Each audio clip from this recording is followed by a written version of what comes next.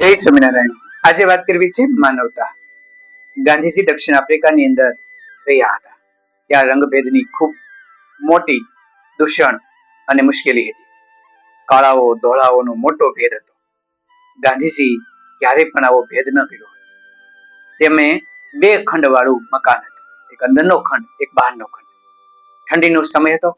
દક્ષિણ આફ્રિકામાં જોરદાર ઠંડી પડી રહી હતી. બે હબસીઓ ગાંધીજીના આશ્રમ જે મકાન હતું એ સાફ કરવા માટે આવતા. વહેલા આવે અને વાળે અને કચરો લઈને જતા રહે. આજે પણ એ બે હબસીઓ આવ્યા હતા. બંને કાળાઓ હતા. એક વાળતો જાય, બીજો ભરતો જાય. આજ કુંડી પણ સાફ કરવાની હતી, પરંતુ ઠંડી બહુ હતી. બંનેનું શરીર ધ્રુસતું અને વાતો કરતા, ભાઈ આજે બહુ ઠંડી છે, મારા દાંત પણ પકડી રહ્યા છે. હા, ઠંડી તો બહુ છે, પણ આપણું કામ તો આપણે કરવું જ જોઈએ ને. બીજાએ કહ્યું કે આ છે ને ગાંધીભાઈ નું ઘર છે, ભારતથી આવ્યા છે અને મેં જોયા છે લોકોની બહુ સેવા કરે છે. અહીં રહેલા રક્તપિતિયાઓની પણ સેવા કરે છે. ગજબ સેવા કરે છે. આ ગાંધીભાઈ ની સરસ મજાની બેઠક અને સંવાદ પણ અહીં થાય છે. ગાંધીજી અંદરના ખંડમાં આ વાત સાંભળી રહ્યા હતા. પોતાના વખાણ સાંભળી વધારે સાંભળી ન શક્યા. તરત બહાર આવ્યા. બંને ઠંડીથી ધ્રુજતા હતા એટલે કહ્યું, ભાઈઓ અંદર આવો. પેલા બે ચોકી ગયા. અરે ગાંધીભાઈ, અમે અંદર ના આવી શકીએ, અમે થોડા તમારા ઘરમાં આવીએ. અરે ભાઈ, તમે પણ માણસ છો, તમારે શું વાંધો છે? આવો. અને આટલી ઠંડી છે, એમ કરજો 1 કલાક પછી આ સાફ કરજો. અને કુંડીમાં તો પાણી હશે અને એટલું ઠંડુ હશે તો થોડોક સમય પસાર થવા દો અને તમે મારી સાથે ચાલો. ત્યારે કોઈએ એમને ઘરની અંદર બોલાવ્યા ન હતા. માનવ તરીકે સ્વીકાર્યા પણ ન હતા. ધિક્કાર્યા જ હતા. આ વ્યક્તિને આવું મળે તો એ બેની આંખની અંદર આંસુ આવી ગયા. ધીરે ધીરે શરમાતા શરમાતા અંદર ગયા.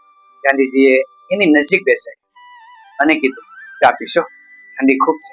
અરે ના ના, આટલી બધી ચિંતા અમારી ન કરો, મુશ્કેલી સહન ન કરો, કશું કરવાની જરૂર નથી, અમે તો કાવો પીએ છીએ. ગાંધીજી કે આ પાણી ગરમ જ થાય છે, હમણાં ચા બની જશે અને ચા પીને જ જજો. તરત ગાંધીજીએ ચા બનાવી અને બંનેને ચા અપાઈ. પહેલા બે જોતા જ રહી ગયા. આ માણસ કંઈક અલગ માટીનું છે. અહીં તો અમને બહાર ને બહાર રાખે છે અને અમારી સાથે સરખું વર્તન પણ નથી. ગાંધીજીએ કીધું કે હવે નિરાતે સાફ કરજો અને જાવ ને ત્યારે ચા પીતા જશે. પેલાને તો નવાઈ લાગી કે આટલી સરભરા, જે મહેમાનની સરભરા થાય એવી સરભરા અમારી કરે. આ ગાંધીભાઈ કંઈક અલગ માટીનો માણસ છે. ગાંધીજીએ કીધું, ગમે ત્યારે તમે આવો, ચિંતા ન કરતા, અહીં આવશો અને મારા ઘરમાં આવવાની તમને છૂટ છે અને તમારી અનુકૂળતા મુજબ કામ કરશો.